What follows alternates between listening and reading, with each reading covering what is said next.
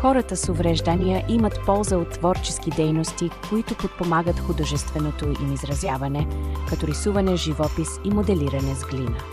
Музиката и танците също могат да помогнат на хората с увреждания да се отпуснат, да подобрят настроението си и едновременно с това да развиват двигателните и слуховите си способности, както и да влияят положително върху проприоцептивните усещания. Свиренето на музикални инструменти и пеенето помагат за поддържане на добро настроение.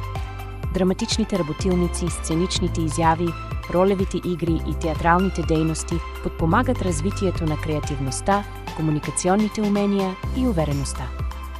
Физическите дейности не само развиват физическите способности, но и подобряват общото здравословно състояние. Спортовете, адаптирани към индивидуалните възможности, включват плуване, боче, йога, дартс, седящ волейбол и много основни игри, като криеница. Разходките сред природата или развлекателните игри на открито помагат на хората да се отпуснат, да опознаят нови среди и същевременно да подобрят координацията и издръжливостта си. Образователните дейности, като готвене и шиене, развиват практически умения, необходими за самостоятелен живот. Използването на технологии по творчески начин, като дигиталното изкуство, може да помогне на хората да развият своите дигитални умения. Социалните дейности, като екскурзии, излети и къмпинг, подобряват социалните умения и засилват чувството за принадлежност. Участието в социални игри, като игри за памет и пъзели, подпомага развитието на когнитивните способности и насърчава сътрудничеството.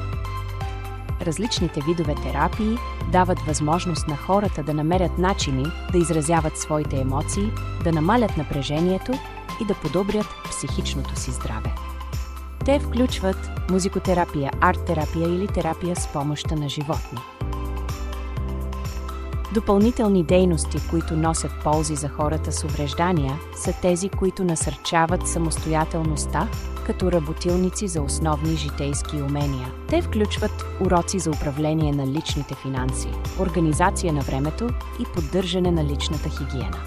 Обучението за самообслужване и самопомощ подпомага развитието на умения, които позволяват на хората да бъдат възможно най-самостоятелни в ежедневието.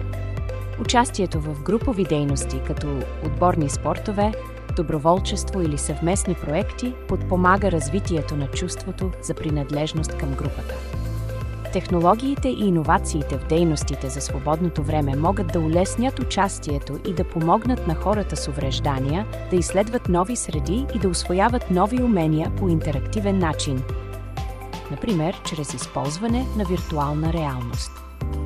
Терапията с помощта на животни, като работа с кучета или коне, хипотерапия, може да бъде изключително полезна за подобряване на мотивацията и емоционалното състояние на хората с увреждания, както и да служи като обучение за отговорност чрез ежедневна грижа за животните.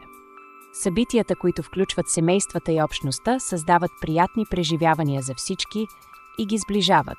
Такива са музикални и танцови вечери, театрални клубове, семейни спортни дни и различни работилници, които обединяват хората.